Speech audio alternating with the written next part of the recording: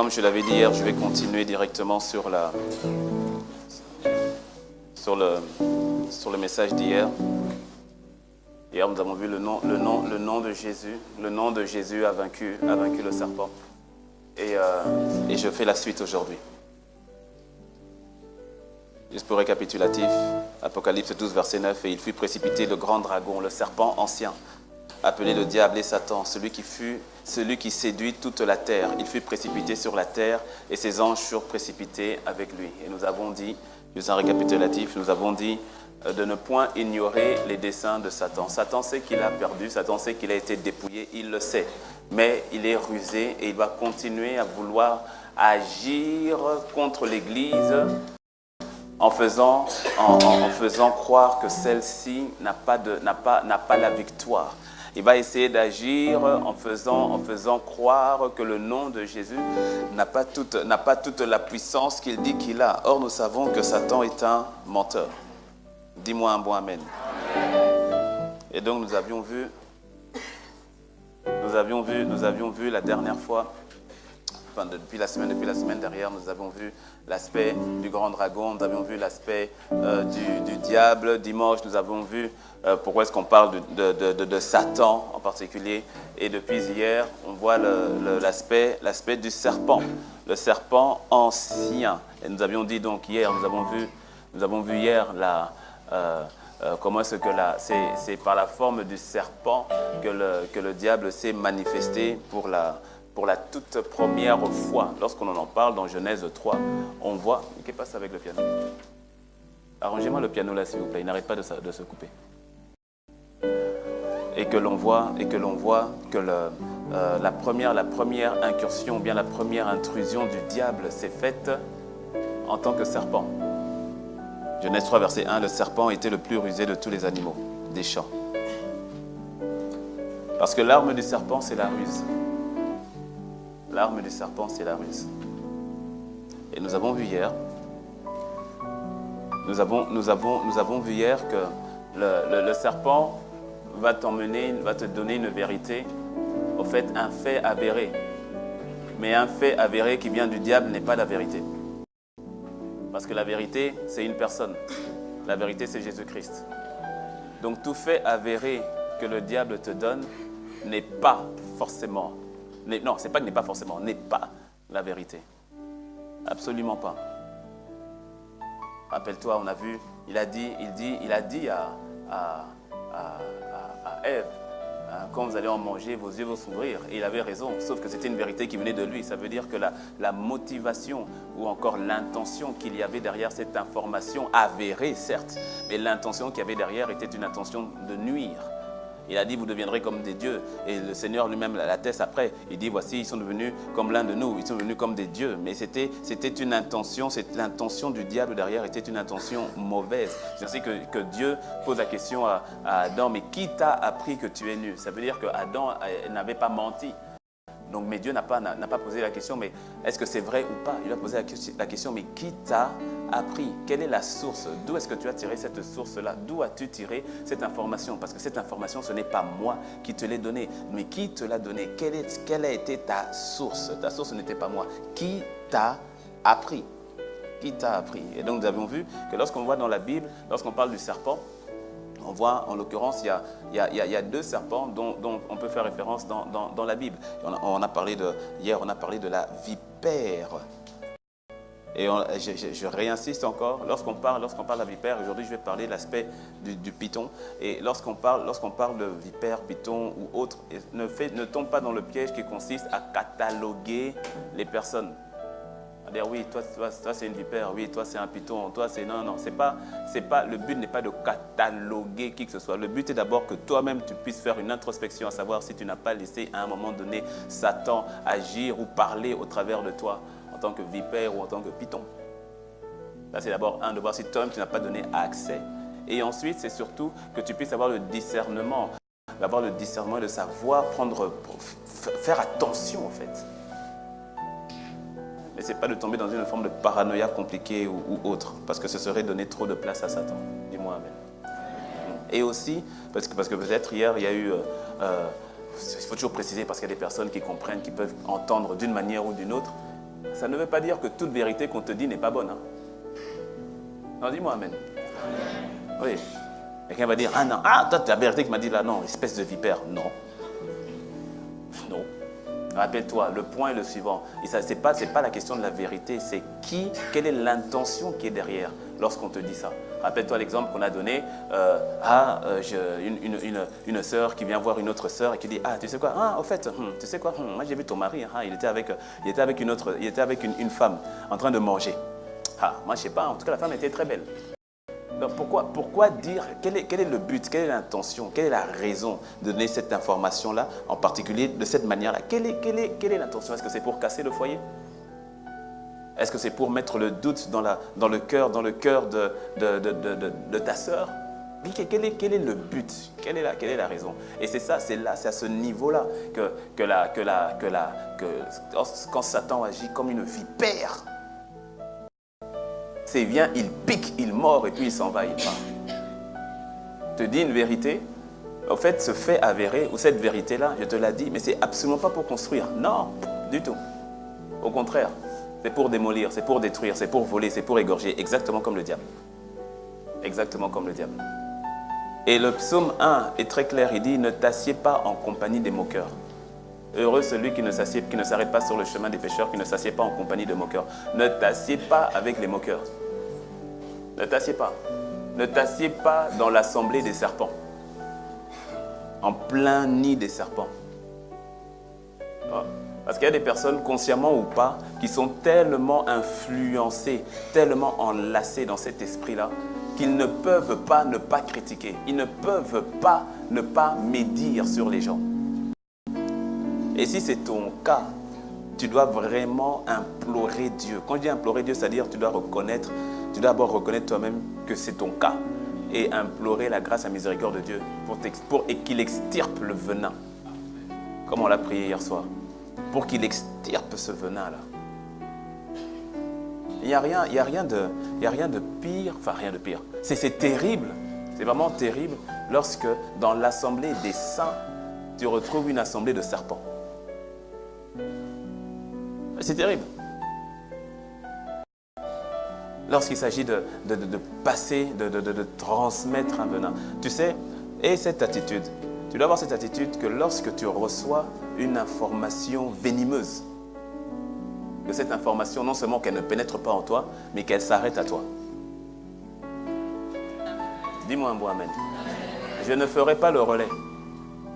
Je ne transmettrai pas. Non seulement elle vient à moi, donc non d'abord je ne la reçois pas, mais en même temps je l'étouffe, je la bloque, elle meurt avec moi direct. Quand le virus touche la vie Zoé détruit le virus. Et tu sauves ton frère, tu sauves ta soeur. En disant, ok, j'ai entendu ce que tu me dis, mais entre toi et moi, est-ce que c'est édifiant ce que tu viens de me dire là? Entre toi et moi, est-ce que ce que tu viens de me dire là, franchement, c'est à la gloire de Dieu? Sauve ton frère un peu. Ressaisis-la. Sors-la un peu du puits du venin de la vipère. Ressaisis-la. Dis-le, mais est-ce que tu ne te rends pas compte du travail que tu es en train de faire? Tu es en train de coopérer avec l'ennemi. Parce que beaucoup coopèrent avec l'ennemi sans en être conscients. Le rôle de la vipère. Ah oui, non, bon, moi je dis la vérité. Hein. Moi je dis la vérité. Moi je dis la vérité. Mais moi je ne peux pas. Mais quel est le but qu'il y a derrière? Quel est le but? Je me souviens le jour du mariage de ma soeur, le jour du mariage de ma soeur, ma grande soeur, l'aînée de la famille. Le jour de son mariage. Donc ils sont mariés, on vient de les marier, et puis on est parti à faire les photos. On est parti faire les photos. Et puis derrière moi, il y avait deux mamans. Donc on est en train de faire les photos, donc les mariés sont de leur côté. Donc maintenant il fallait qu'on quitte le parc pour aller maintenant dans la salle. Donc en quittant le parc, donc on est en train de marcher. Donc moi je voulais rattraper les mariés. Et puis j'entends deux mamans que je connais pas du tout, en train de parler des mariés, que moi je connais. Que tu me suis? Deux femmes que je ne connais pas. Et donc je suis sûr que ni ma soeur, ni mon beau-frère ne connaissent véritablement. Mais la manière dont ils parlent des mariés, c'est comme si on a grandi ensemble. Et puis écoute les propos. Tu poses la question, mais pourquoi écoute les propos? vraiment, un mariage comme ça, beaucoup d'argent. Hein? Et puis d'ailleurs, vraiment, hein, la mariée, elle est belle, hein? Mais est-ce que vraiment le marié la mérite? Moi, je ne comprends pas. Vraiment, j'avais envie de leur dire, mais il ne faut même pas venir à la fête. Pourquoi vous êtes là? Moi, je ne les connaissais pas. Donc, vu des mamans, ce serait irrespectueux de ma part. J'étais un jeune de 18 ans. Ça aurait été respectueux de ma part.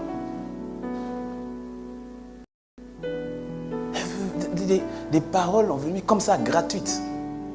Gratuites. Tu ne connais pas la personne, tu ne connais pas la situation, mais il faut mettre du piment. Ce qui est terrible, c'est lorsque ça devient naturel. C'est-à-dire, tu n'es même plus conscient que tu le fais. Là, je te dis, implore Dieu. Dis, Seigneur, extirpe de moi ce jeûne. Dis-moi un bon amen. Et on l'a dit aussi, c'est assure-toi, lorsque le Seigneur te parle, lorsque tu reçois une vérité, lorsque tu reçois une information, une révélation de la part du Seigneur, ou bien une information simplement qui est avérée, assure-toi de dire les choses sous l'impulsion et l'instruction du Saint-Esprit. Oui. Parce que parfois, une information livrée trop tôt peut être destructrice comme pas possible. Dis-moi un bon amen. Voilà. Il y a certaines personnes, j'ai de l'écho émérique. Il y a certaines personnes qui ont l'appel à servir Dieu, pastoral ou autre. Mais Dieu te bloque. Pourquoi? Ta bouche là. Il te bloque grave. Parce que tu crois qu'être pasteur, c'est être ici derrière l'estrade, en train de prêcher. Il y a certaines personnes où Dieu veut t'élever à une dimension plus forte avec lui. Mais tu le bloques, c'est toi-même qui le bloques. Pourquoi? Parce que dans ta bouche, il y a l'eau amère et puis il y a l'eau douce en même temps. Et laisse-moi te dire, ni Dieu ni Satan ne sont impressionnés par tes prières. Bah ouais. Satan n'est pas impressionné par ton onction. Le gars, il avait et il a toujours un type de puissance jusqu'à aujourd'hui. Saint-Esprit n'est pas impressionné par ton onction, c'est lui qui te la donne.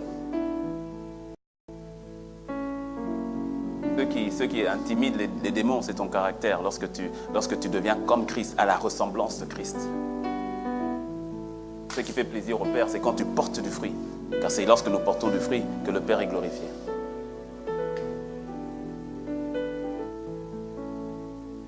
Dis-moi un bon amen. Pourquoi revenir sur ça? Parce que tu vois, l'ennemi sait que s'il ne peut pas, et il sait qu'il ne peut pas te détruire, il le sait, alors il va t'attaquer avec la ruse. Avec la ruse. Tu sais, c'est comme un pays qui a la bombe nucléaire, qui a l'arme nucléaire, la bombe atomique. Il sait que si il décide de m'envoyer l'arme nucléaire, il va m'exploser. Donc, autant faire en sorte que l'arme nucléaire explose chez lui-même. Et c'est ce que l'ennemi fait. Il sait que ta langue, là, ta bouche, tu l'utilises avec la parole de Dieu, tu l'utilises avec l'amour de Dieu, tu l'utilises avec la puissance de Dieu, ça va lui faire des dégâts. Il dit qu'il utilise cette langue-là contre lui-même. Il y a tellement de puissance dans sa bouche, autant qu'il parle contre lui-même. Et que cela ne soit pas ton partage dans le nom de Jésus. Et donc la vipère, tu vois, la vipère, eh bien on a dit la vipère est petit, hein. La vipère n'est pas un serpent très énorme du tout. Il est assez fin, assez élancé, mais pas forcément trop long. Il est en général pas trop petit. Mais quand la vipère vient, elle pique, elle s'en va. Ah, c'est lui que tu vas épouser. Il est un peu gros, hein. Ok.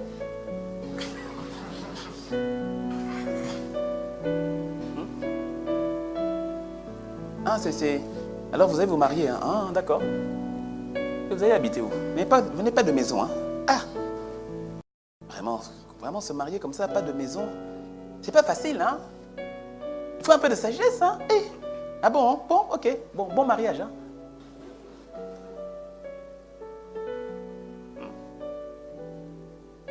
Il pique comme ça, il s'en va.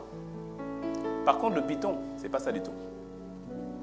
Le python non seulement il est beaucoup plus gros, beaucoup plus gros, beaucoup plus gros. Et le python, il ne s'en va pas. Lui là, il ne s'en va pas. Il est là. Il est bien présent. Il ne part pas. Acte 16, versets 16 à 18. Comme nous allions au lieu de prière, une servante qui avait un esprit de python et qui, en devinant, procurait un grand profit à ses maîtres, vint au-devant de nous et se mit à nous suivre, Paul et nous. Elle criait, « Ces hommes sont les serviteurs du Dieu très haut. Ils vous annoncent la voie du salut. » Acte 16, 16. Verset 18. Elle fit cela pendant plusieurs jours. Paul, fatigué, se retourna et dit à l'esprit, « Je t'ordonne au nom de Jésus-Christ de sortir d'elle. » Et il sortit à l'heure même. Quelqu'un dit Amen. Amen. Donc là, on a l'histoire de Paul et Silas. Donc en train de faire le ministère, en train de répandre le royaume de Dieu. Et il s'avère donc que parmi eux, il y avait une femme qui vient et qui les suit. Et la femme, écoutez ce qu'elle dit. Hein. La femme, elle dit, ces hommes sont les serviteurs du Dieu très haut. Ils vous annoncent la voie du salut. Est-ce qu'elle mentait? Non. C'est la vérité. Mais c'est la vérité. Est-ce que Dieu n'est pas le Dieu très haut? Est-ce que Jésus n'est pas le Dieu très haut? Ouais. Est-ce que Paul et Silas n'annonçaient pas Jésus, c'est-à-dire le chemin du salut? Ouais, elle ne mentait pas. Ce qu'elle disait était vrai. Le problème, ce n'est pas ce qu'elle disait, ce n'est pas les faits avérés. Comprends, maintenant tu vas bien comprendre. Ce n'est pas une question de ce qui est dit. Même si ce qui est dit est vrai, mais ce n'est pas ce qui est dit, c'est qui le dit, qui l'inspire, quelle en est la source. Ça vient d'où? Ça vient d'où? J'ai déjà donné ce témoignage de moi-même à plusieurs reprises, mais peut-être pour ceux qui ne l'ont pas entendu, où à un moment de ma vie, j'avais 23, 24 ans, je ne me rappelle plus, mais à un moment de ma vie, bon, déjà avec le Seigneur, j'avais rétrogradé, j'étais loin, et j'étais à un moment où tout était flou autour de moi, c'était compliqué, ma vie était compliquée, vraiment un brouillard total. Et c'était à Paris, je suis dans le métro en train de changer dans une station pour prendre un autre métro. Et puis il y a une diseuse de bonne aventure qui interpelle les gens, Bonjour, est-ce que vous voulez que je vous lise les lignes de la main? Est-ce que vous voulez que je vous lise les lignes de la main? Est-ce que vous voulez que je... Elle avait franchement 17 ans, 18 ans à tout casser. Et ensuite, lorsqu'elle me voit, est-ce que vous voulez que je lise les lignes de la main? Bon, on a l'habitude. C'est-à-dire, tu les vois, tu traces ton chemin, tu ne t'arrêtes pas. Sauf que quand je suis passé à côté d'elle, dès que je suis passé à côté d'elle, je la voyais du coin de l'œil, elle me regardait, et ensuite elle me dit exactement ce par quoi je passais. Elle me dit, actuellement, vous êtes en train de passer par telle situation et vous avez des problèmes avec telle personne de votre famille et telle personne de votre famille. Et cette situation vous fait extrêmement mal au cœur et voici ce que vous êtes sur le point de faire. Elle m'a dit exactement, elle n'a menti en rien. En rien. Quand elle a dit tout ça, je me suis arrêté et je l'ai regardé. Pourquoi? Parce que je suis dans une situation de détresse totale, complète. Et donc tout à coup, tu vois qu'il y a quelqu'un qui arrive à mettre les mots sur ce par quoi tu es en train de passer, là où personne d'autre n'arrive à t'aider. Que tu me suis? N'eût été la grâce de Dieu, parce que tout en moi voulait me dire, je voulais revenir sur mes pas pour lui dire, écoute, tiens, prends, dis-moi le reste. Tout en moi, tout. J'étais arrivé à un point de dépression, de désespoir compliqué. Et je vais en parler. Tout en moi. Le Seigneur qui m'a véritablement fait grâce pour que de moi sorte simplement en disant « Non, merci, ça va aller. » J'ai laissé, je suis parti. Ce qu'elle avait dit, c'était vrai. Elle a dit exactement telle personne de ta famille, telle personne de ta famille. Elle ne me connaît pas, je ne la connais pas, mais elle a dit exactement, c'était absolument vrai. Mais quelle était la source? Quelle était la source? Quelle était la source? Oui.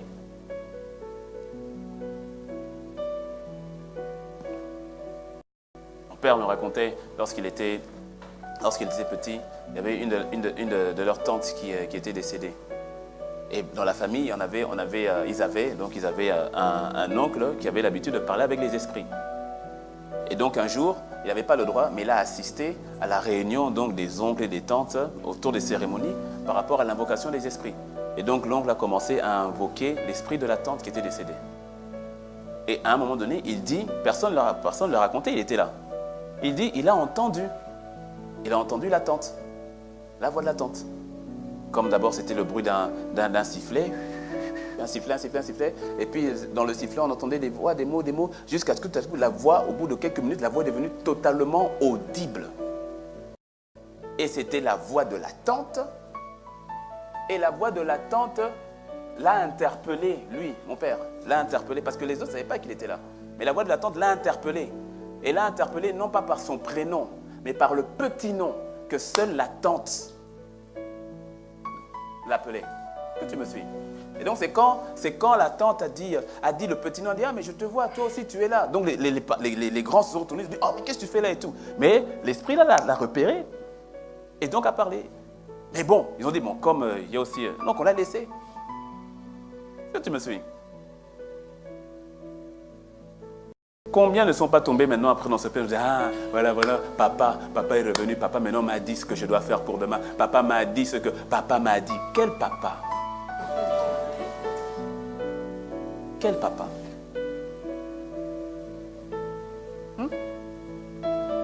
Mon ami, un esprit, point, et pas l'esprit de Dieu.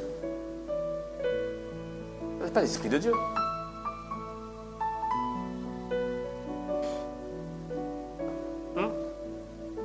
Papa est parti, maman est partie, l'être cher est parti. Donc la personne qui t'a parlé là, c'était pas lui. Donc si c'est pas lui, et si c'est pas le Saint-Esprit, c'est que c'est Satan. C'est tout. Mais non, mais tout ce qu'il a dit c'était vrai. On s'en moque. On s'en moque. Quelle est la source? Quelle est la source? Certains, même là, à l'église, lorsque de l'autre côté, ils font leur oracle et tout cela. Beaucoup disent, non, moi je ne veux plus. Mais il y en a, tu vas quand même vouloir écouter. Mais écouter, c'est juste exactement comme certains qui vont consulter l'horoscope. Tu vas juste pour, non, bon, c'est pour savoir. Et puis, et très souvent, ces oracles, c'est toujours des choses un peu de peur et autres. Et puis, quelque part, tu as écouté et tu y crois un peu quand même. Tu dis, non, j'en dis qu'il va y avoir des manifestations. On dit qu'il y a du sang qui va couler là. On dit qu'on va avoir 3 mois, ça va être difficile. Et tu y crois quand même un peu. Et puis, quand ça arrive et qu'effectivement, pendant la saison là, il y a eu, tu dis, mais ils n'ont pas menti, hein. Qui a dit qu'ils aient menti ou pas? Ce n'est pas une question de mentir ou pas, c'est la source. Quelle est la source? Voici les serviteurs du Dieu très haut. Ils vous montrent le chemin. Ils vous annoncent le chemin qui mène au salut.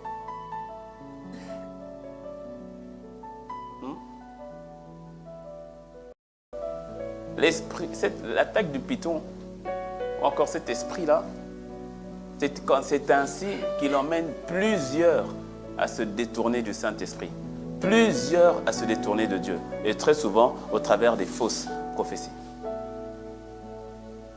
Des fausses vraies prophéties ou bien des vraies fausses prophéties, comme tu veux. Ça veut dire quoi? Ça veut dire qu'on te donne une prophétie et cette prophétie a des faits avérés. Mais sauf que la source n'est pas la bonne. Écoute, tu vois, tu dois comprendre que, d'abord, comprends-moi très bien. S'il y a des fausses prophéties, c'est qu'il y en a des vraies. En tout cas, c'est certainement pas moi qui vais combattre le ministère prophétique. Puisque je crois grave comme fer à l'onction prophétique. Ça, c'est clair. Et d'ailleurs, je crois qu'on n'a pas assez de prophètes. En fait, on en a, mais ils ne sont pas encore assez entraînés. D'ailleurs, ça, c'est un fardeau que j'ai sur le cœur depuis longtemps. Et je sais que le Seigneur va faire bientôt, très bientôt, va faire très grâce par rapport à ça. S'il y a des fausses prophéties, c'est qu'il y en a des vraies. On imite uniquement que le vrai. Mais il faut que tu saches que, tu vois, à l'époque de l'Ancien Testament, les faux prophètes, tu n'en avais pas beaucoup. Parce qu'à l'époque, quand tu te déclarais prophète, on testait tes prophéties. Et si tes prophéties n'arrivaient pas, ne se réalisaient pas, on te tuait. C'est pour ça que les gens ne blaguaient pas trop avec ça. Mais aujourd'hui, c'est plus trop le cas. Et ce qui fait qu'aujourd'hui, en termes de faux prophètes, il y en a à foison. Et Jésus l'a dit. Jésus a prévenu par rapport à ça. Mais j'insiste, s'il y a des faux prophètes, il y a aussi des vrais prophètes. En fait, le problème n'est pas la prophétie. Le problème, c'est l'attitude que la plupart d'entre nous avons face à la prophétie. Beaucoup, dès qu'une prophétie est donnée, ou bien une prophétie t'est donnée, tu prends, tu avales, ainsi soit-il. Qui t'a dit? Que dit la Bible par rapport à l'attitude que l'on doit avoir par rapport aux prophéties? La Bible est claire dans 1 Thessaloniciens 5 au verset 20. La Bible dit, ne méprisez pas les prophéties. Parce qu'il y en a d'autres qui sont à l'autre extrême. Dès qu'il y a une prophétie, tu critiques. Mon ami, ne critique pas. Ne méprise pas. Ne diminue pas. Fais attention de ne pas attrister le Saint-Esprit de Dieu si c'est vraiment lui qui parle. Ne critique pas, n'attriste pas le Saint-Esprit. Ne méprise pas les prophéties. Mais le verset 21 dit, mais, dis avec moi, mais, examinez toutes choses. Dis-moi amen. Examine. Il y a une prophétie qui est donnée. C'est pas que tu es en droit, tu as le devoir. Dis-moi amen. Tu as le devoir d'examiner. Examine la prophétie.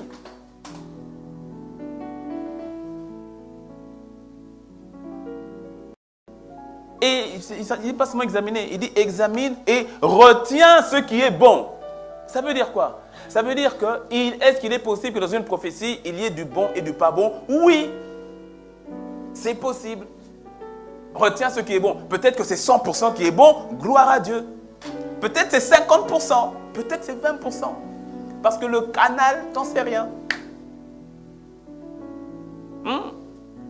Même moi, même si je suis saisi et que je prophétise, comme ça arrive assez souvent, il est tout à fait possible que dans ce que je dis, qu'il y ait 80 ou 20%, disons 50% qui est de l'esprit et 50% qui est de ma chair. Est-ce que tu sais que c'est possible?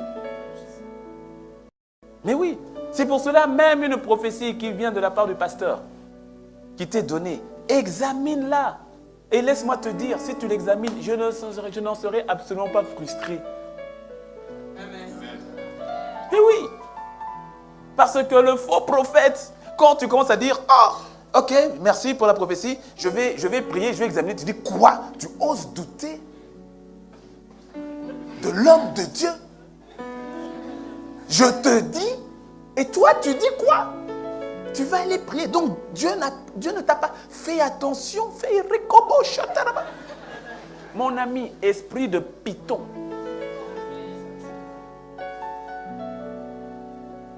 Un prophète, un pasteur, une sœur, un frère qui prophétise sur ta vie et à qui tu dis merci, j'ai entendu, je vais prier pour avoir confirmation, pour avoir la conviction, et qui est frustré et même qui te menace, qui t'intimide.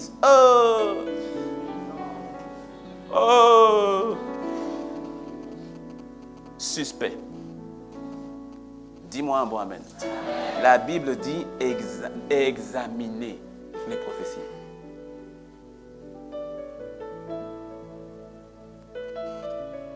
Dis-moi un bon amen.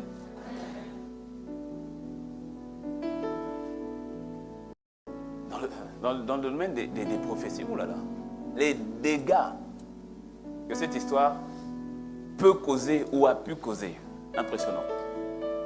Impressionnant.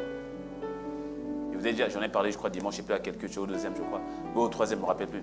Mais je vous ai déjà parlé lorsqu'on était fiancés avec Apénadine, où il y avait un prophète, entre guillemets, crochet, parenthèse, qui disait que notre mariage était fortement attaqué, qu'il fallait absolument venir, qu'il prie pour nous, qu'il nous impose les mains, je ne sais pas ce qu'il voulait faire, tout cela. Pourquoi il y a vraiment une pression et tout ça.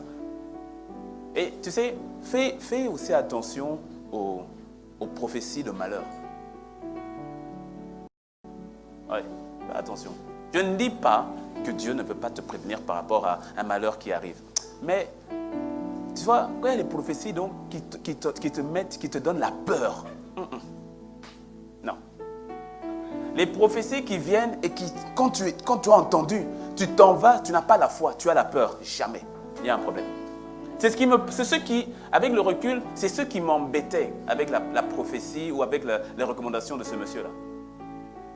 Comment est-ce qu'il peut inculquer la peur comme ça? C'est-à-dire j'ai vu que ma fiancée, il y avait une forme de peur là. Il faut qu'on aille prier, il faut qu'on aille prier. Ça me dérangeait. Je dis non, il n'y a pas de paix, il n'y a pas de repos.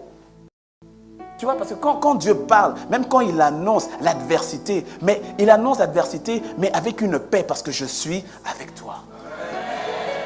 Est-ce que tu me suis? La prophétie doit t'encourager, la prophétie doit t'équiper, la prophétie doit t'édifier, la prophétie doit t'exhorter. C'est-à-dire que même quand il annonce un temps de persécution ou un temps difficile, ça va toujours te procurer une paix. Mais lorsque ça te procure la peur, la crainte, ça ne vient pas de Dieu. Parce que Dieu n'est pas peur. Dieu n'a pas de peur.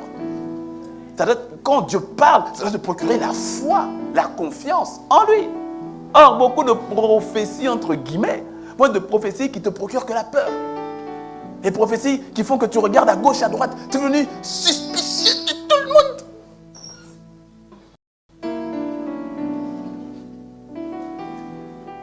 J'ai vu le Seigneur m'a dit, dans ta famille là, on ne t'aime pas. Fais attention aux gens qui viennent chez toi. Parce que les intentions qu'ils ont, ce que j'ai vu là, c'est-à-dire quand tu sors de là, tu rentres dans ta maison à toi. Mais quand tu rentres maintenant, tu es en mode, ta femme te prépare à manger. Tu regardes la nourriture, tu dis, Il dit quoi, tu manges pas? Non, je jeûne. Quel est le type de semence qui est rentré? Hein? Quel est le type de semence qui est rentré? Est-ce que tu me suis? Et laisse-moi te dire une chose.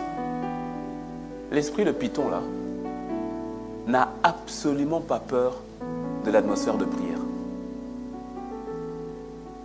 Regarde, relis le texte. Verset 16. Et comme nous allions au lieu de prière. Paul et Silas allaient où? Ils allaient à la prière. Et la femme va avec qui? Elle va avec eux à la prière. Ce sont les hommes du Dieu très haut. Écoutez-les. Ils vous montrent le chemin du salut. Mais on va où? On va à la prière. Venez à la prière. Verset 18. Et elle fit cela pendant plusieurs jours. Ça veut dire qu'elle était à la prière pendant...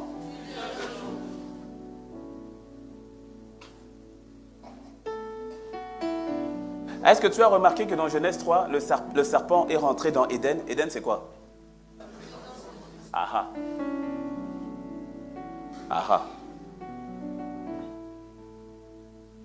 Mais le serpent, il est rentré quand même.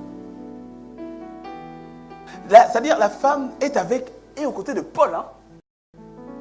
Et Paul, il faut lire le contexte. À ce moment-là, l'onction était terrible. Hein? C'est-à-dire Paul...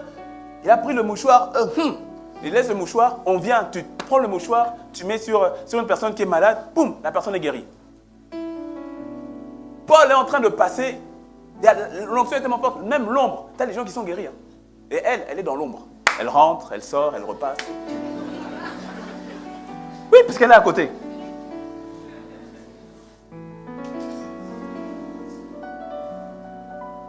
Et tu me suis. C'est pour ça, tu vois... on a dit le serpent ancien. Mon gars, c'est un ancien. Non, comme j'ai dit, faut pas... Écoute, c'est un ancien. Avant que tu ne viennes sur terre, il était déjà là. Si Jésus ne revient pas, tu vas quitter la terre. Lui, il reste là. C'est un ancien. Donc, ne le prends pas à la légère. Ne l'exalte pas, mais ne le minimise pas. Oui. Ne prends pas à la légère. Reste prudent, même quand tu es dans tes jeûnes, dans tes prières, dans tout ce que tu fais, demeure vigilant. Écoute, quelqu'un va dire, non, moi je prie tellement, non, moi je fais tellement les jeûnes et prières, non, mon ami, écoute, Jésus est en train de faire 40 jours de jeûne, Satan lui apparaît. 40 jours de jeûne, hein? Et c'est qui? On parle de Jésus, le premier-né, le fils, le vrai, l'authentique. Non, tu n'es pas un faux, mais lui c'est l'authentique. Non, tu n'es pas un faux, tu es comme lui. Et lui c'est le premier. Jésus, hein? 40 jours de jeûne. Le Fils de Dieu a jeûné pendant 40 jours. Quel power! Satan n'est pas impressionné, il vient. Il vient. Il vient, il le transporte même, il le touche même. Il dit, viens, allez, viens, on monte. Il n'est pas impressionné. Bon, si Satan, au bout de 40 jours de jeûne et prière, est venu à la rencontre de Jésus. Bon, toi.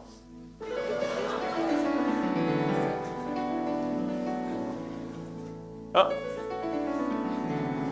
Laisse-moi te dire, cet esprit-là, même les personnes qui sont consciemment ou inconsciemment saisies par cet esprit-là, ils n'ont pas peur de la prière comme telle. Et ils aiment même venir à l'église. Ils n'ont pas peur des actions spirituelles. Ça, c'est pas un problème.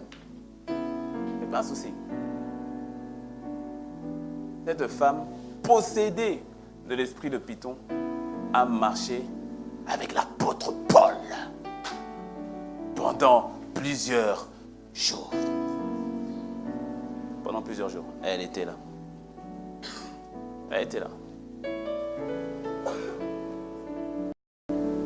Ne banalise pas cette histoire-là. Ne banalise pas. Et tu dois faire attention. Fais attention à en fait, discerne. Je vais le dire comme ça, discerne.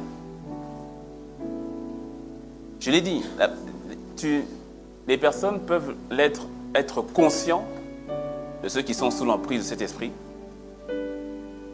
ou tout comme ils peuvent ne pas l'être du tout. Ah.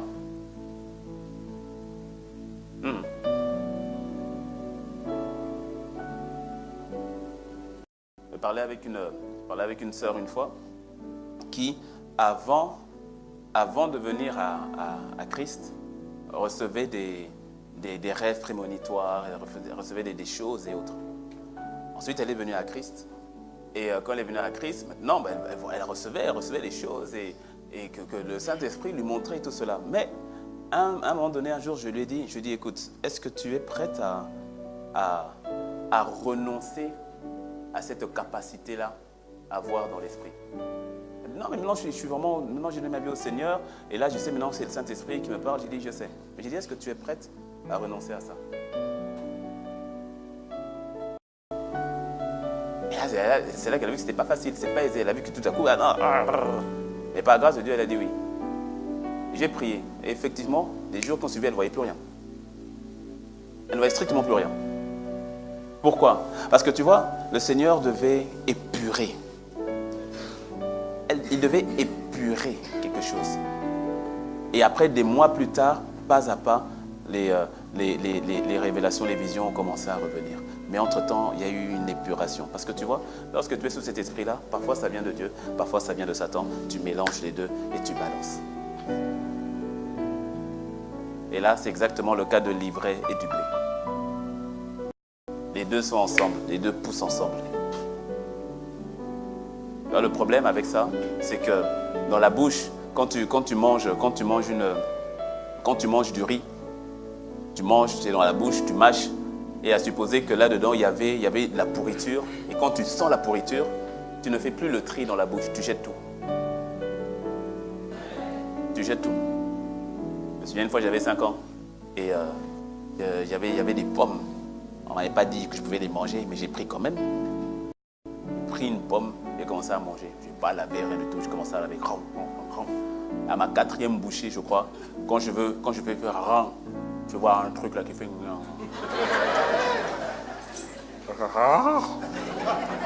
Tout ce qui était en bouche, je ne veux pas savoir si c'était là, une était là, j'en sais rien. Je n'ai pas envie, je n'ai pas voulu savoir si je peux couper cette partie, continuer de manger la pomme, j'en sais rien. J'ai tout jeté. J'ai jeté la pomme, tout ce que j'avais en bouche, j'ai jeté. Hop, hop, hop, hop.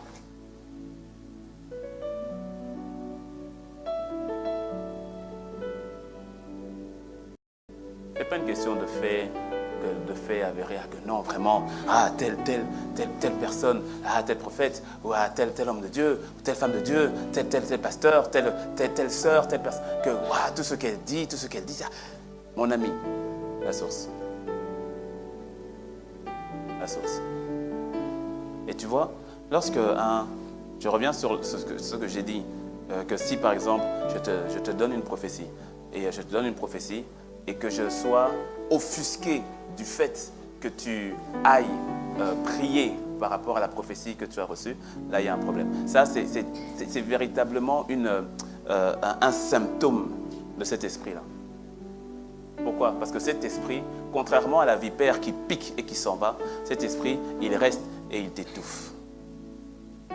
Le python mord aussi, mais ce n'est pas sa morsure qui est fatale. Sa morsure n'est pas aussi venimeuse que celle de la vipère. Le python, la manière dont il prend sa proie, il doit enrouler sa proie. Il doit d'abord enrouler sa proie. Et ensuite, il doit commencer à étrangler sa proie, paralyser sa proie, immobiliser sa proie, jusqu'à être apte à pouvoir l'avaler. C'est ce que le python fait. Et lorsque l'esprit de python saisit un frère, une sœur, un homme de Dieu ou autre, il en arrive maintenant dans ta vie à vouloir contrôler ta vie. C'est ainsi que quand un prophète se présente devant toi en se disant « ta bénédiction, ta percée dépend de moi », il y a un problème. Là, il y a un problème. Et le verset préféré des prophètes se trouve dans 2 Chroniques, je crois, 2 Chroniques 20-20. Je crois que c'est ça le passage. Attendez que je vérifie, mais je crois que c'est ça. 2 Chroniques 20-20. Le passage préféré des pasteurs, en général, c'est dans Hébreu. Ne quittez pas votre assemblée.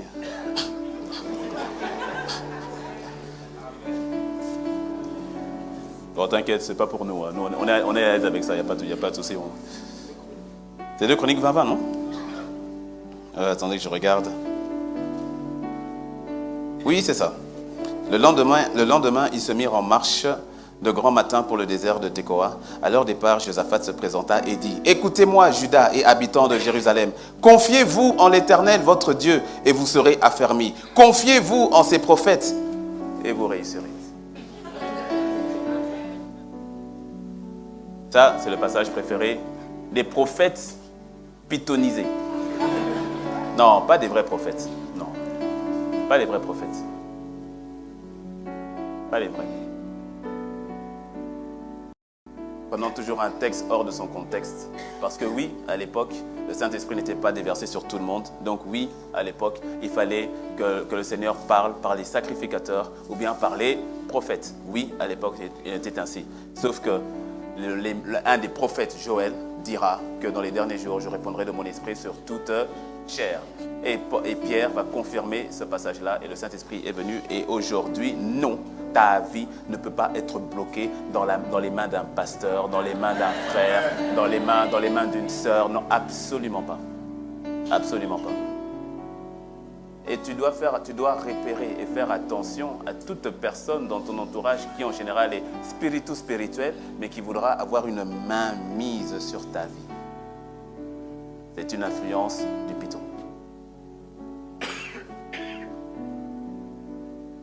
Dis-moi un bon amen. C'est une influence du python. Conscient ou pas, c'est une influence du python.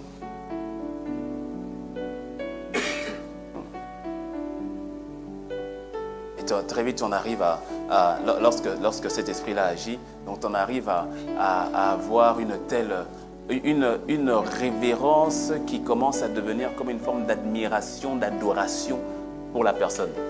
Où tout ce que tu fais doit être validé par cette personne. Tout ce que tu penses doit être validé par cette personne. Tout ce que tu entreprends doit être validé par cette personne. Tout. rien ne peut être fait si cette personne ne donne pas son OK, si cette personne ne donne pas son aval, si le prophète ne parle pas, si le prophète ne bénit pas, si le prophèt ne prie pas, si l'homme de Dieu ne fait pas, si la femme ne fait pas, si le frère ne fait pas, s'il ne fait pas, s'il ne fait pas, s'il ne dit pas, alors non, Dieu n'a pas vraiment agi. Dieu n'a pas vraiment fait. Donc on va venir, ah, profa, ah, pasta, ah, papa, ah, maman, ah, dis, il faut, qu'est-ce que toi tu dis? Mais est-ce que tu as demandé au Saint-Esprit, qu'est-ce que toi tu dis?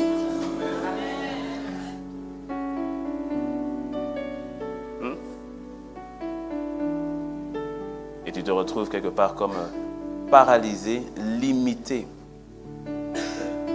Parce que tout ce que tu fais doit être validé, approuvé par tel pasteur, par tel homme de Dieu.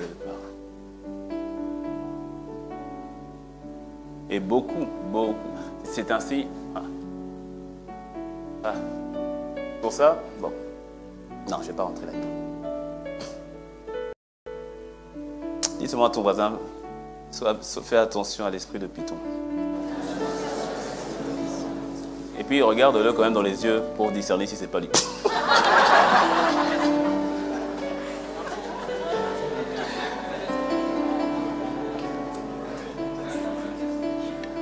L'attaque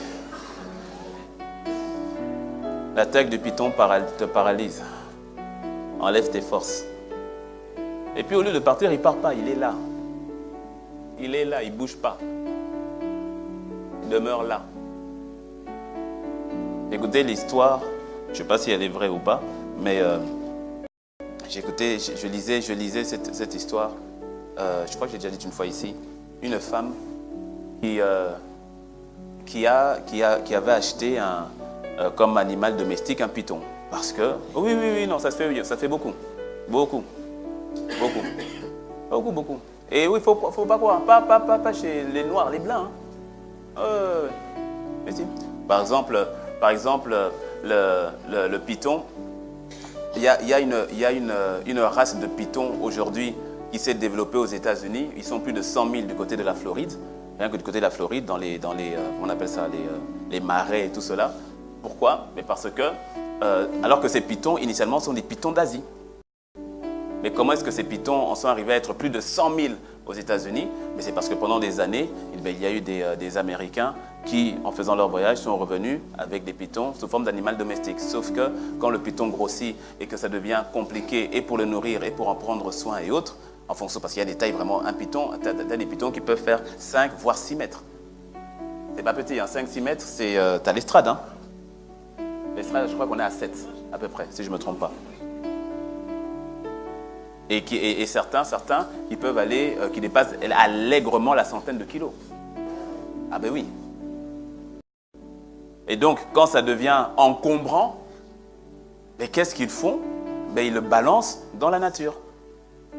C'est ainsi qu'aujourd'hui, tu as parce qu'une ponte de python peut te donner, ça peut atteindre jusqu'à 80 œufs.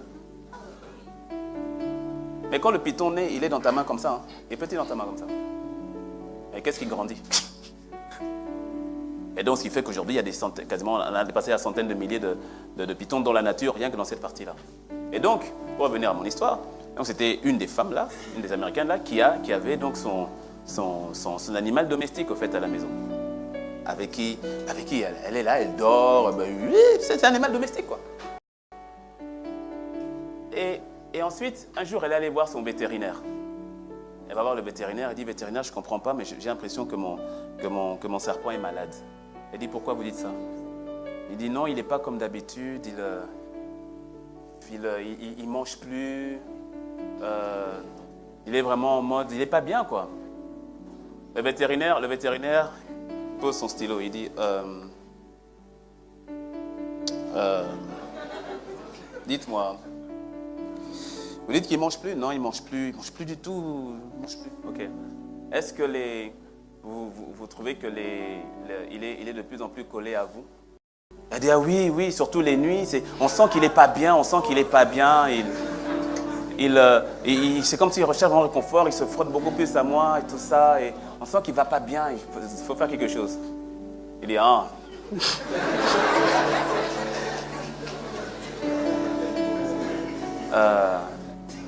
Et puis il dit, mais quand il se frotte à vous, est-ce qu'il roule sur le même? Mais non, il repasse sur le même, il s'étend. Il s'étend. D'habitude, c'est vrai qu'il est plus en... Mais là, il s'étend. Ah. Et puis, le vétérinaire qui le regarde droit dans les yeux, il dit, non, madame, votre python va très bien. C'est juste qu'il se prépare à vous manger. Lorsqu'il est en train de s'étendre, il s'étend autour de vous, comme vous dites, ce n'est pas qu'il recherche du réconfort. Non, il est en train de vous mesurer. Il est en train de vous mesurer pour voir quelle est la taille de sa proie. Et lorsque vous dites qu'il est tellement mal qu'il ne mange pas, non, il est en train de jeûner. Il est en train de jeûner parce que... Oui, non, mais c'est vrai. Il est en train de jeûner parce que, en fonction de la proie qu'il va avaler. Donc, il est en train de se préparer à vous avaler.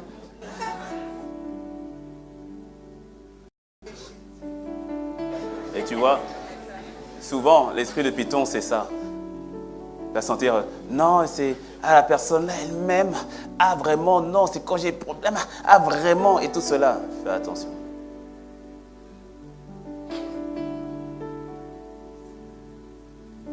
Ah non, le frère là, non, véritablement, ah non, lui là, ah lui c'est mon... C'est le mien. Ah lui vraiment c'est celui qui... Fais attention.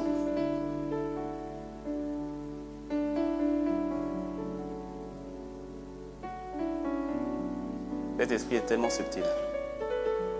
Tellement subtil. Tellement subtil.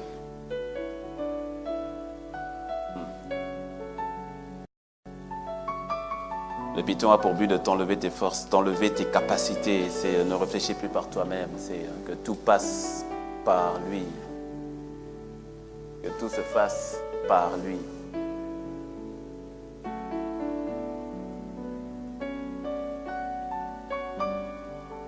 Et tu vois, donc, cet esprit peut fonctionner au travers des personnes, mais pas que. Pas que. Et il fonctionne, il attaque aussi simplement dans l'église, c'est-à-dire dans ta vie, parce que tu es l'église. Parce que ce n'est pas simplement au travers de personnes, c'est un esprit, c'est une entité spirituelle. Satan est esprit. Et il va aussi attaquer dans ta vie. Avant que je ne termine avec ce point-là, comment est-ce qu'il attaque dans notre vie et comment tu peux reconnaître les symptômes lorsque maintenant Satan t'attaque directement dans ta vie. Mais que je termine lorsque cet esprit passe par les gens. C'est, tu vois, Paul, la Bible dit que Paul, à un moment, fut fatigué, exaspéré, lassé. Et à un moment, ça l'a fatigué. Oh, Paul, pourquoi tu es fatigué de la proclamation de la grandeur de Dieu? Mais Paul, on est en train de proclamer, voici les serviteurs du Dieu très haut. On est en train de proclamer que c'est vous qui annoncez le chemin du salut. Mais pourquoi est-ce que ça te fatigue? Parce que tu vois, encore une fois, ce n'est pas ce qui est dit. C'est qui le dit. C'est qui le dit.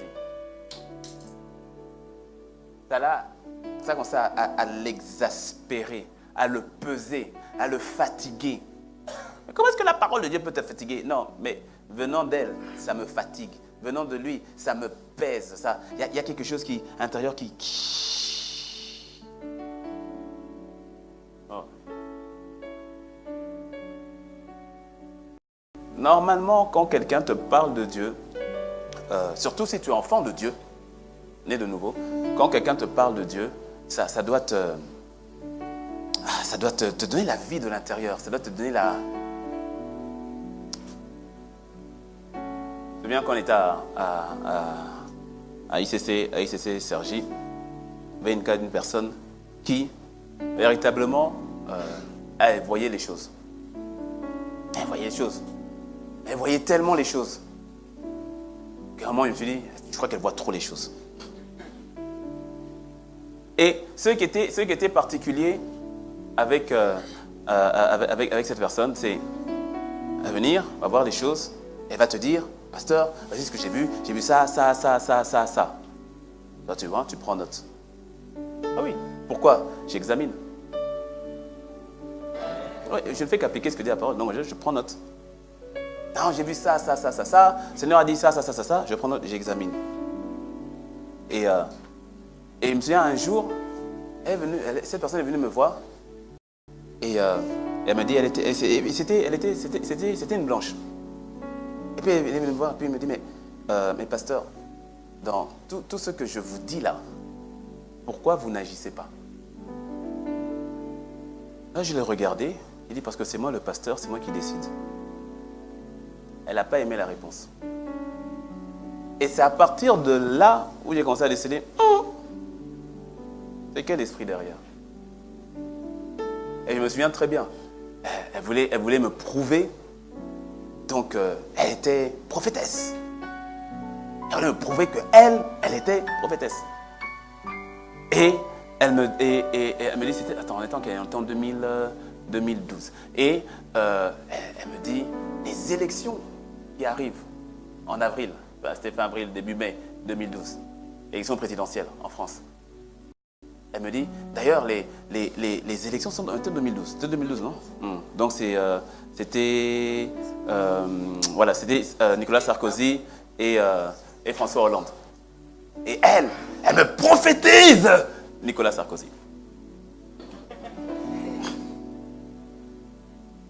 Et c'était une manière pour me dire, pasteur, vous n'écoutez pas, vous ne voulez pas, vous ne faites pas, vous n'agissez pas. Et d'ailleurs, vous allez voir, parce que je suis vraiment une prophétesse de Dieu, Dieu m'a dit, Dieu m'a montré, Nicolas Sarkozy va passer deuxième mandat.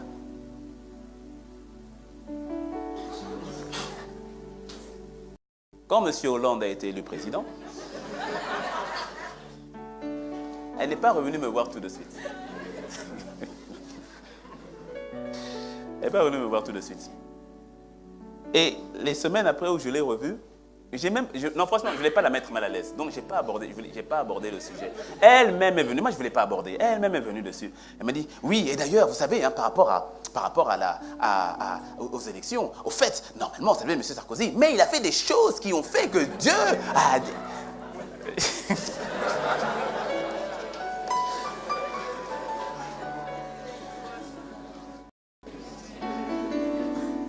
Là, j'ai reconnu l'esprit qui t'anime, là, n'est pas très clair.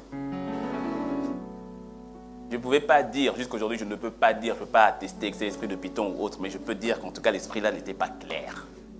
L'esprit n'était pas clair. L'esprit n'était pas clair. À partir du moment où cet esprit veut, au travers d'elle, voulait commencer à me contrôler. Faites, vous devez faire ce que Dieu m'a dit, mon ami. Ce n'est pas toi qui vas rendre compte, c'est moi par rapport à l'église. Si je dois me cogner la tête, laisse-moi me cogner la tête. Mais je ne fais pas les choses parce que tu m'as dit, que Dieu t'a dit. S'il t'a dit, il me le dira aussi. Mais laisse-moi te dire, il en est de même par rapport à ta vie. Lorsque tu reçois une prophétie, parce que oui, Dieu peut passer par une personne pour te dire quelque chose que tu ne connais pas encore. Oui, c'est possible. Mais même dans ce cas-là, le Seigneur, après, doit venir te dire, mon fils, ça vient de moi. Et tu dois avoir cette conviction. Dis-moi un bon amen. Amen. Ouais.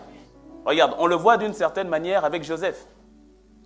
Joseph, mari de Marie.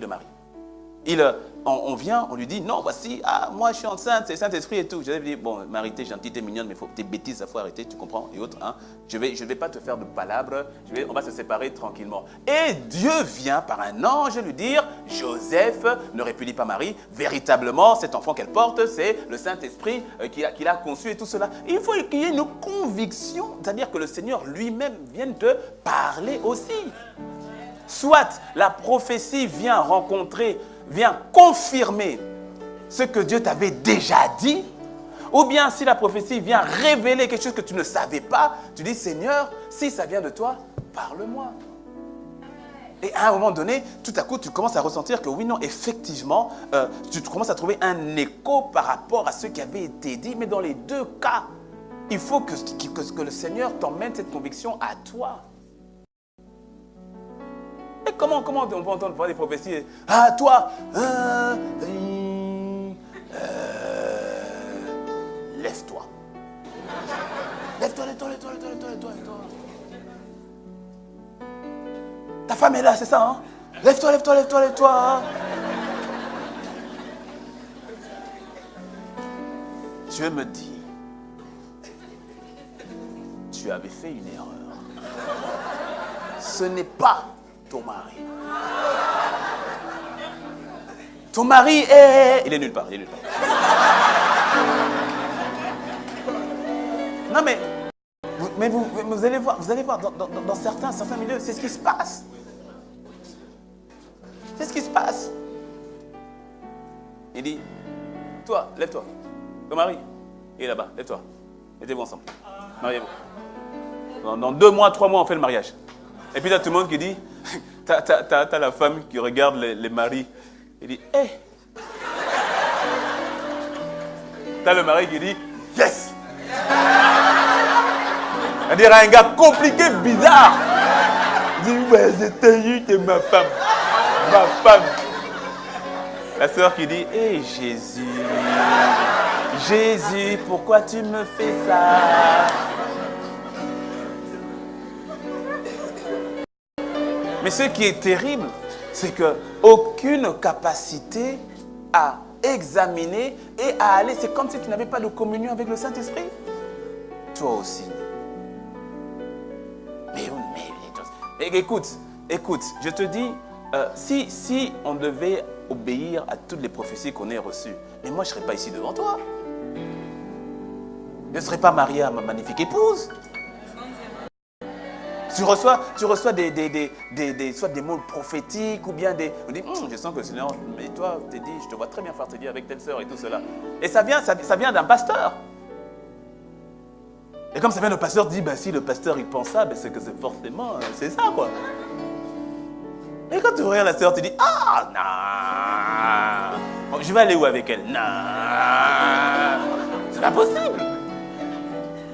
Ouais.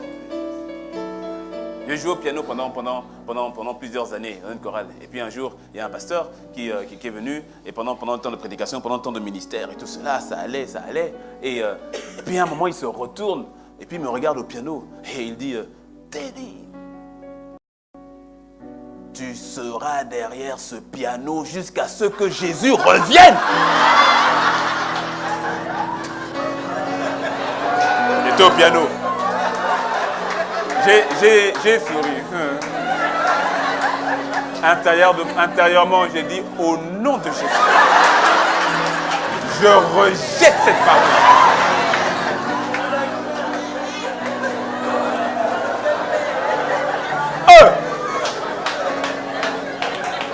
Est-ce que tu me suis? Écoute, la vérité, c'est... Je ne pense pas que le pasteur l'ait dit sous un esprit mauvais ou autre. Mais tu sais, il y a aussi la chair qui joue parfois. Donc, je n'ai eu aucun jugement par rapport à ce pasteur. Oh, franchement, aucun jugement. Mais en tout cas, pour ce qui est de moi-même, en tout cas, écho défavorable. Ah oui, écho défavorable. J'ai dit, moi, derrière le piano, toute ma vie, jamais. C'est pas là où Dieu m'attend. Et je savais que ce n'était pas là où Dieu m'attendait. C'est pas ma place. Pour certains, oui, mais pas moi. C'est pas ma place. Je savais que c'était temporaire. Et d'ailleurs, mon visa avait déjà expiré depuis longtemps. Mais si tu n'examines pas, si tu ne regardes pas, tu te dis, non, Dieu a parlé. Donc, Dieu a parlé, donc c'est ça, quoi. On prend. Non. Ne méprise pas les prophéties, mais examine. Et retiens ce qui est bon. Retiens ce qui est bon. Dieu ne t'en veut pas lorsque tu agis de la sorte. Le Saint-Esprit est OK lorsque tu agis de la sorte. Dis-moi un bon amen. Mais examine. Examine. Parce que oui, Dieu parle par les prophéties. Et quand tu examines avec un cœur sincère, avec un cœur pur, tu verras véritablement ce qui vient de Dieu. Et ce qui vient de Dieu, mets-y ta foi. Dis-moi amen.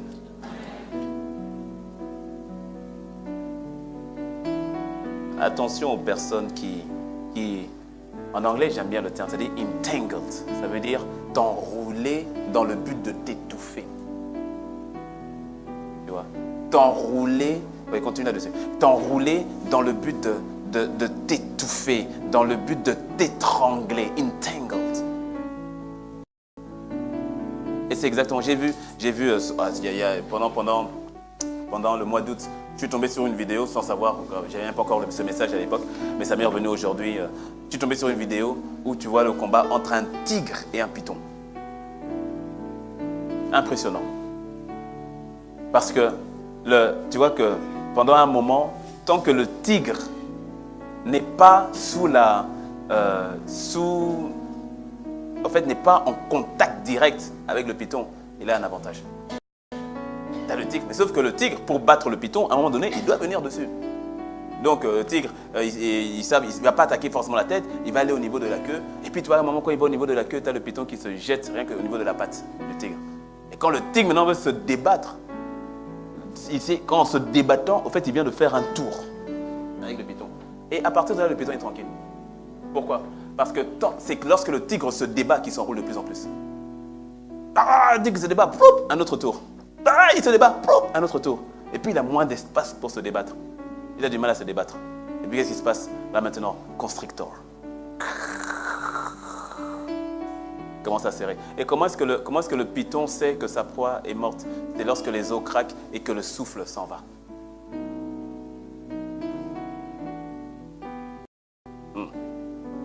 Et tu vois, les personnes qui sont sous ces emprises-là, à l'église par exemple, sont des personnes à l'église qui vont t'étouffer. Quand tu viens d'arriver à l'église, hey, tu sais quoi, fais attention, tu vois le frère là-bas, fais attention, il est compliqué. Viens, je vais te montrer, viens avec moi, viens. Tu vois la sœur là-bas, fais attention, la sœur là, comment elle est et tout cela, ça t'étouffe de plus en plus. Tu vois le pasteur là, tu vas voir. Et, mon ami, mais lui-même on ne connaît pas sa vie. Donc tu vas voir, fais attention. Il est comme ça, tu ne sais pas et tout. Et puis tu vas voir, il y a un autre pasteur, le pasteur Aman. Il dit, tout feu. Mais lui aussi, il est bizarre, parce que je te dis, tous les pasteurs que tu vois là, ils sont bizarres et tout. Et puis toi, ils parlent souvent de leur femme et tout. Et le pasteur te dit, il parle de sa femme et tout. Mais est-ce qu'on ne sait même pas comment il se crie dessus? Moi j'ai entendu, il paraît que une fois, c'était terrible. Mais attends, tu verras toi-même. Et puis il te prend ici. Et puis toi, il t'emmène. Et tout à coup, tu deviens, sans t'en rendre compte, tu deviens en fait sous son emprise. Sous son emprise. Et donc quand tu arrives, tu dis, dis-moi, que dois-je faire? Dis-moi, à qui dois-je parler? Écoute, tu sais, il y a tel frère qui a demandé qu'on aille prier ensemble. Est-ce que je peux prier avec lui? Qu'est-ce que tu en penses? Laisse pas la tête.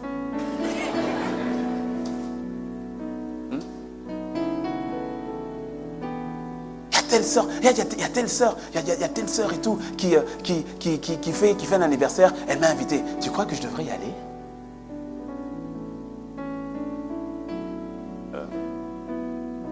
Et comme c'est le serpent ancien, ces frères et sœurs là, ce sont des anciens.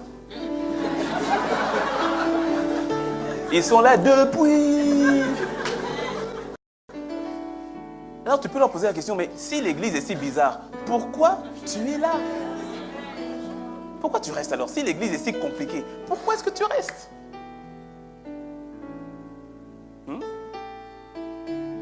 Tu vois aussi au boulot, fais attention au boulot, tu vois le collègue qui est là depuis longtemps. Et quand tu arrives, il te donne les dossiers de tout le monde. Mais s'il a le dossier de tout le monde, c'est qu'il a le tien aussi.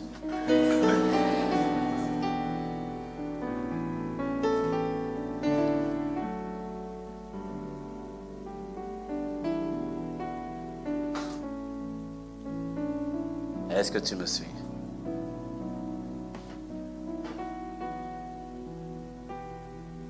Cet esprit qui va t'emmener qui a tendance, je l'ai dit tout à l'heure, mais il n'y a qu'à voir que ce qui ne va pas, en fait.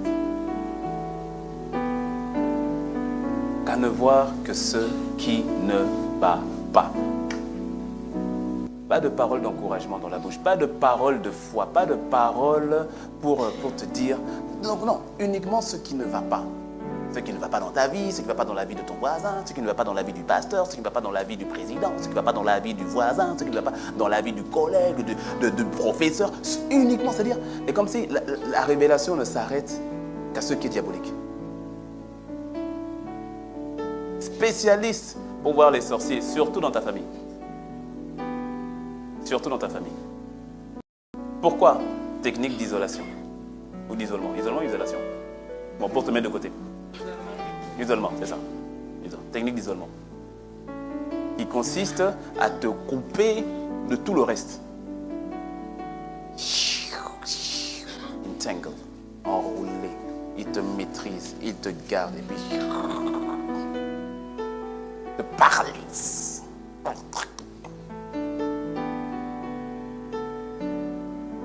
Prends possession de toi. Ton père, c'est un sorcier. Non, mais je te dis, j'ai vu, papa. Oh, mais la situation là, mais tu es bloqué à cause de ton père, mais tu es bloqué à cause de ta mère.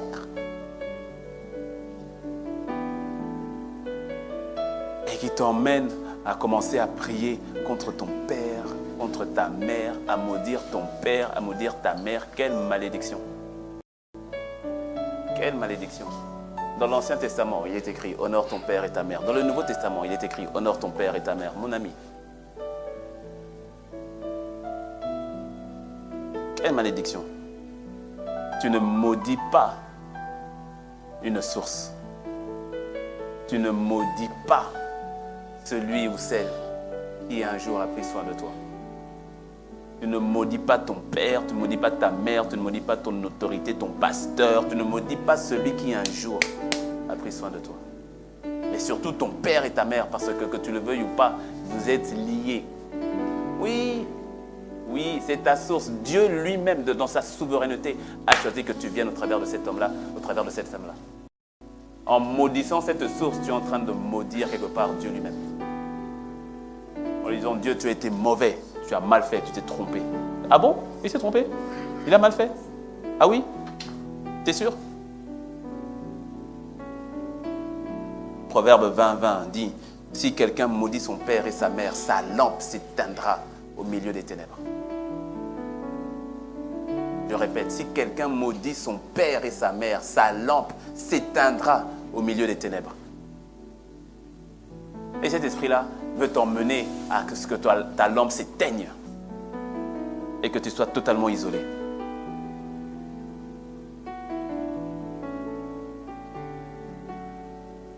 De telle manière à ce que il t'en arrive à dépendre de cette personne et que le contrôle de ta vie passe sous ce frère, sous cette sœur, sous cet homme de Dieu ou autre.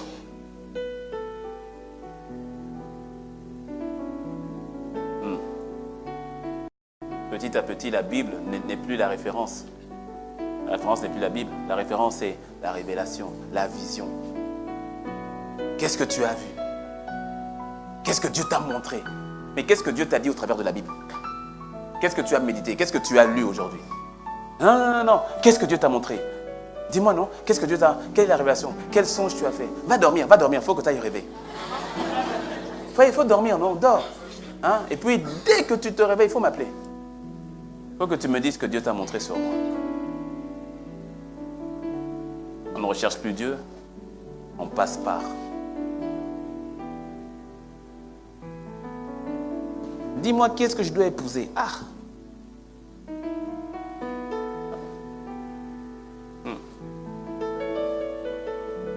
Et quand le pasteur m'avait donné ce témoignage, une femme qui était une femme européenne qui était sous l'emprise de cet esprit-là et qui avait un ministère en Europe, je ne sais plus c'est quel pays d'Europe, et qui était en contact avec un frère de l'église Vase d'Honneur dans le cadre du ministère.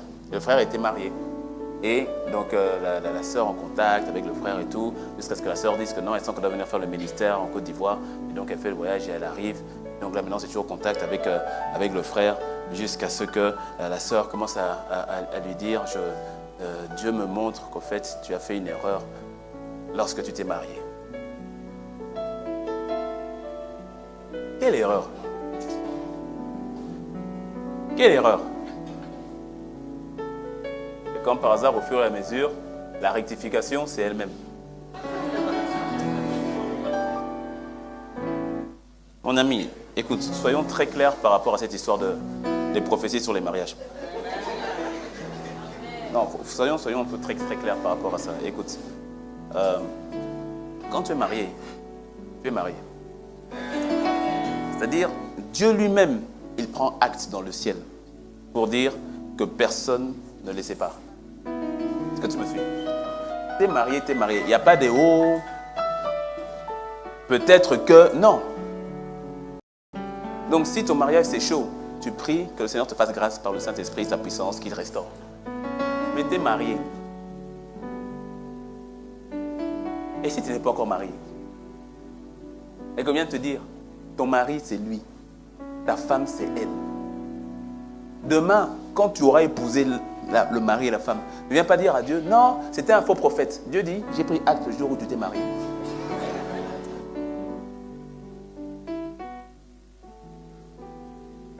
Dis-moi un bon amen.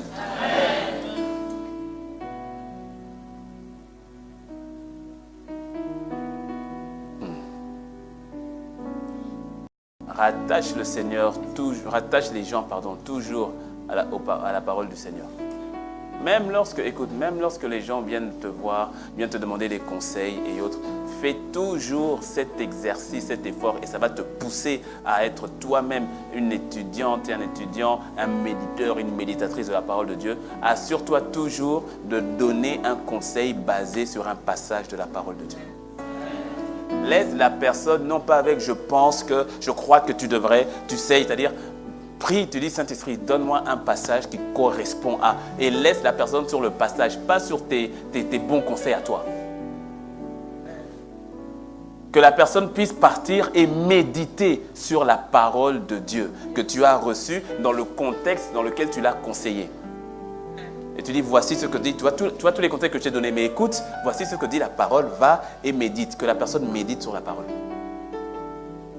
Et non pas qu'elle aille méditer uniquement sur la révélation que tu as eue. Je t'ai vu, il y avait un tigre derrière, et puis il y avait un hibou, et puis j'ai vu ta mère qui est venue, qui s'est transformée en oiseau et qui a été avalée par un anaconda. C'était ton père, l'anaconda. Et va méditer sur ce songe.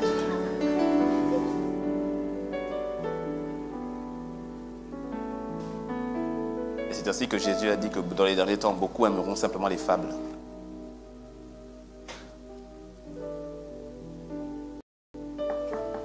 Dis-moi amen.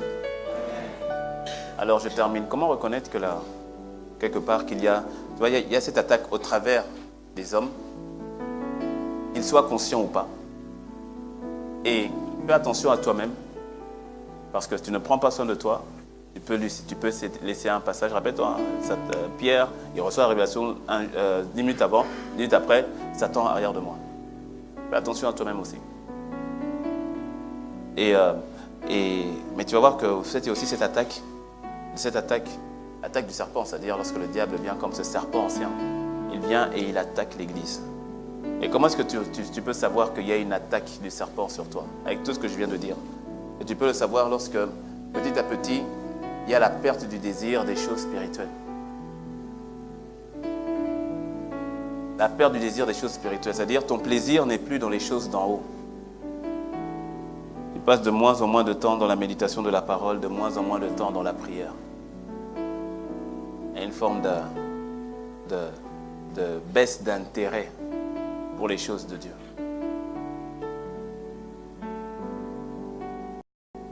Deuxièmement, je vais aller vite. Deuxièmement, une forme de fatigue physique excessive. Une forme de fatigue physique excessive. Rappelle-toi, Paul, la Bible dit fatigué, lassé, exaspéré. C'est-à-dire, c'est bon, quoi, j'en peux plus. Parce que tu sais, quand ton corps est fatigué, ça laisse des portes ouvertes plus grandes à ton âme. Tu remarqueras que quand tu es fatigué, tu es beaucoup moins lucide. Et quand tu es fatigué physiquement, il y a des décisions que tu vas prendre, il y a des actes que tu vas poser qui souvent ne seront pas vraiment ce n'est pas vraiment ce que tu devais faire ou comme tu devais véritablement le faire. Parce que la fatigue physique devient excessive. Tu es beaucoup plus vulnérable, au fait, quand tu es fatigué physiquement. Et tu verras une forme de fatigue excessive au niveau de ton corps. Ça peut être effectivement un symptôme d'une attaque. Lorsqu'il y a le manque chronique, le manque, c'est-à-dire c'est l'impression que tout est asséché. Tu fais ici, ça ne marche pas. Tu fais là-bas, ça ne marche pas. Le compte est devenu plus que rouge. Il y a un manque constant, chronique, constant. Souvent, c'est une forme d'attaque pour t'obliger à ne plus regarder à Dieu, mais être tellement préoccupé par les choses matérielles. Et à te détourner du Seigneur pour que tu sois tellement focalisé maintenant sur les choses matérielles. Donc il attaque ici, il assèche ici, il assèche là, il assèche là. 4. La sensation de désespoir et la sensation d'être dépassé. Ça, c'est une envie où tu sais pas, mais tu as comme envie de tout laisser tomber. Tu sais cette envie où tout à coup tu n'as plus envie de rien. Tu n'as plus envie de rien. Tu te lèves, tu es triste, quoi. Tu te réveilles le matin, mais tu es triste. On peut te poser la question, pourquoi est-ce que tu es triste? Tu ne sais même pas dire pourquoi est-ce que tu es triste, mais tu es triste. Envie de rien. Envie d'abandonner, envie de lâcher prise. Et quand c'est comme ça, tu vas t'accrocher à des choses, souvent c'est pas Dieu, mais tu vas t'accrocher à si ce n'était mes enfants, si ce n'était mes enfants. Si c'était seulement pour mes enfants. Ah, si c'était seulement pour ne pas faire de peine à mes parents. Ah, si c'était seulement pas pour un tel. Mais Dieu n'est plus là-dedans en fait. Et tu as envie seulement de tout lâcher. Tu as envie de tout abandonner. Une forme de dépression. Tes études, tout à coup, tu ne veux plus rien. Même ta famille, ton foyer, tu te laisses, comme si tu te laisses aller. Tu te laisses juste aller. Il n'y a plus d'espérance. Or, sans espérance, il n'y a pas de foi. Tu n'espères plus en rien. Tu te poses même la question, mais pourquoi, si c'est ton cas, tu ne sais même pas au fait très bien pourquoi tu es venu aujourd'hui. Tu es venu, mais au fait, tu ne sais pas pourquoi au fait. Parce qu'à vrai dire, tu n'avais pas envie de venir. Tu n'avais pas envie de venir. Alors c'est comme ça, tu deviens abonné absent au culte. Abonné absent au temps de prière. Tu y vas, mais c'est simplement pour, par duty, comme on dit, par devoir, parce qu'il faut y aller.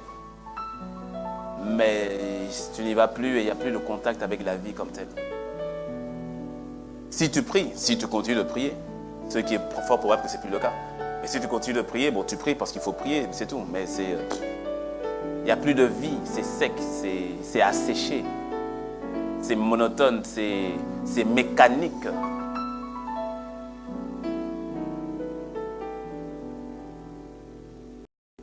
Et surtout cette sensation de, il n'y a pas d'espoir, il n'y a pas d'espérance.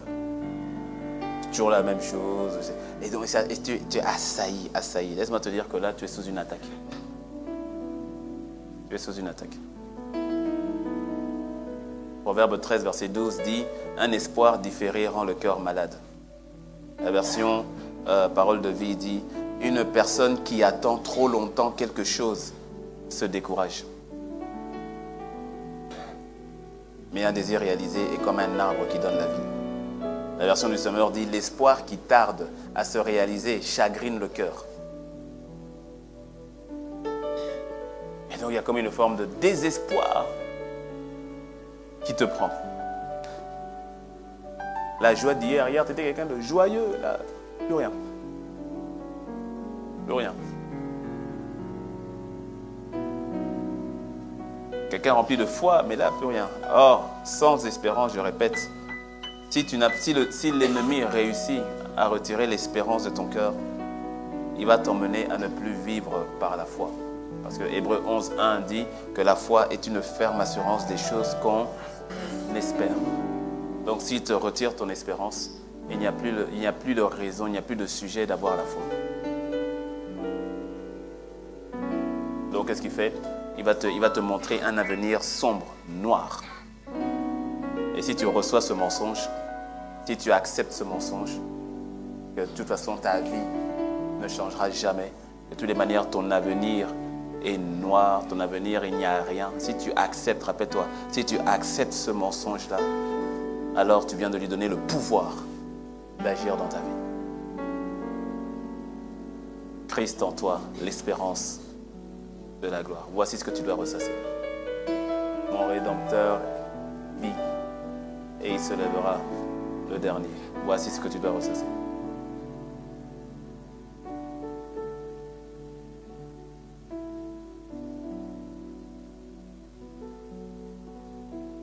Le dernier point, c'est lorsque tu sais que tu es sous une forme d'attaque du python, c'est que les péchés d'hier refont surface. Les péchés d'hier, les tendances d'hier, les amis bizarres d'hier, ils refont tout surface. Ça revient. Ce que tu avais vomi, tu y retournes. Tu veux que je te redonne l'image du vomi? Il y avait des gens qui n'étaient pas là. Qui n'était pas là?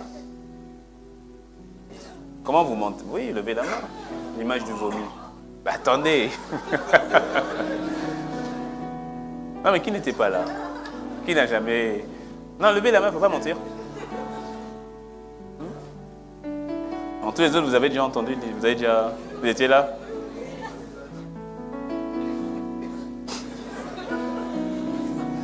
Bon, bref. Lorsque tu es sous attaque, ok, je ne vais pas la refaire. Lorsque tu es sous l'attaque du serpent, il y a là ce que tu avais rejeté hier, mais tu y retournes. Il y a même ton ancien groupe d'amis qui est surpris que tu interviennes sur le groupe WhatsApp. Parce que ça faisait des mois, des années, voire que tu intervenais plus dans ce groupe-là. Et là, on te voit réagir à nouveau. Même eux sont étonnés. Ils disent, tu es là encore? Tu es revenu? Même eux, c'est-à-dire, tu vois, des fois, quand même les païens sont étonnés de te revoir, est-ce que ça t'interpelle pas un peu? Quand même les païens te disent, mais non, toi, tu dois rester là-bas. Reste dans ton mouvement d'église là-bas, reste là-bas. Quand même les païens te disent ça, ça t'interpelle pas un petit peu? Quand les autres disent, nous, on peut faire des bêtises comme on fait, mais pas toi. Non, toi, tu peux pas. Non. Mais c'est Dieu qui te parle.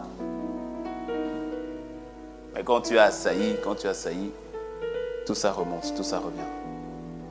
Les mauvaises relations d'hier reviennent. Et tu vois, la vérité, c'est que l'ennemi a tellement peur de ce que le Seigneur est en train de faire dans ta vie et dans l'Église qu'il se lâche sous toute forme d'attaque. Et en l'occurrence, j'ai pris le temps vraiment de parler en 2 soirées par rapport à l'attaque du serpent, parce que, en l'occurrence, c'est l'un des moyens par lequel il cherche à te détourner ou à te neutraliser ou à t'endormir. Que ce soit directement ou au travers d'eux. Ce qui est un bon signe. Ce qui veut dire, au fait, qu'il y a quelque chose de bon qui est en train de se faire. Parce qu'il ne se lèverait pas de la sorte s'il n'y avait pas une gloire qui est sur le point d'éclater. Mais il en est maintenant de ta responsabilité,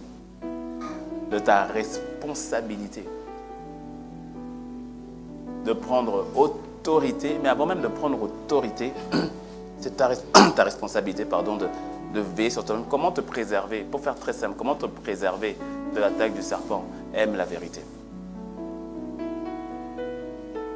C'est le plus simple. Et la vérité, c'est Jésus. Aime la vérité, attache-toi à la vérité.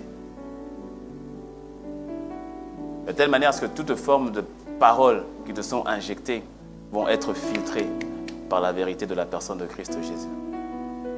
De telle manière à ce que personne, au fait, ne prenne la première place dans ton cœur si ce n'est Christ. Personne. Pas ton pasteur, pas ton mari, pas ta femme. J'ai dit personne. Personne, à part Christ. À part Christ. Oui, parce qu'il y a, même dans le... Est-ce que tu sais que même dans le mariage, ton mari peut devenir ton idole, ta femme peut devenir ton idole. Comment? Dieu t'a dit quelque chose, ta femme vient, elle te dit autre chose, tu écoutes ta femme.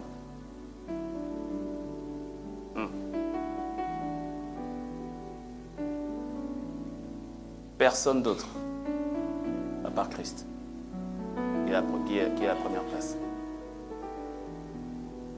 Aime la vérité. Aime la vérité. Je répète, j'ai fini. Sache que lorsque l'ennemi lance une attaque contre toi, cela dénote d'une grande percée que Dieu est en train d'amorcer dans ta vie. Relève-toi en Christ et prends possession de ce qui te revient.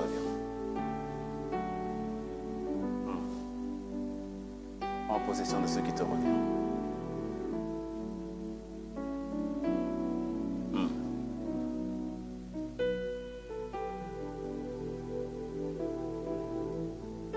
Il y a deux choses que je ressens. C'est en fait que certains ont véritablement été, on va dire,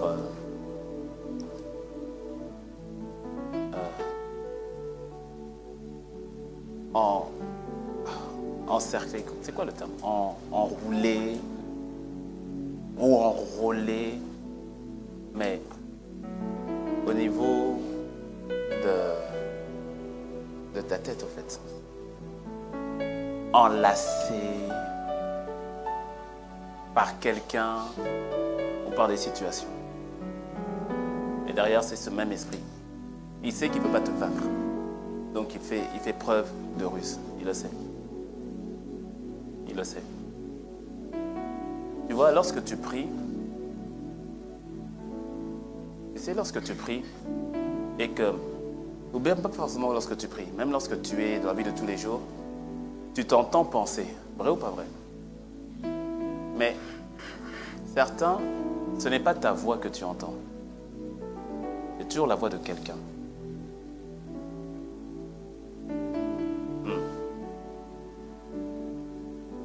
Quand tu écoutes même la prédication, tu entends toujours cette voix-là qui vient soit appuyer ou contredire ce qui se dit. C'est comme si cette personne qui a une influence sur toi dans ta tête est présente. C'est comme si à chaque fois que je dis quelque chose, tu entends cette personne-là contredire ou réfuter ce que je suis en train de dire. Que ce soit moi ou que ce soit dans la vie de tous les jours, mais restons dans ce contexte ici. C'est comme si tout ce que je vais dire, tu dois rechercher qu'est-ce qu'elle en penserait elle, qu'est-ce qu'il en penserait lui. Quel serait son point de vue à lui, quel serait son point de vue à elle. Et constamment tu entends, c'est-à-dire c'est comme si cette voix est constante au niveau de ta tête.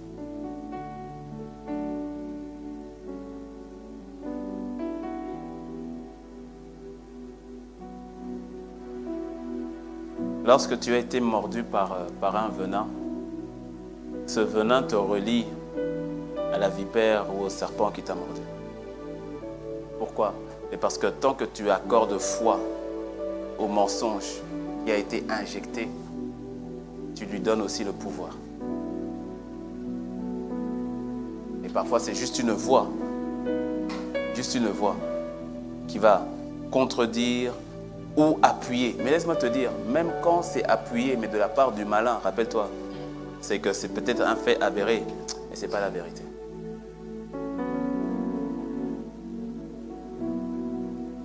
Tu dois reprendre possession, au fait, je veux dire autrement, tu dois redonner les rênes complets de ta vie au Saint-Esprit, à Christ Jésus. Et te défaire totalement de cette emprise-là.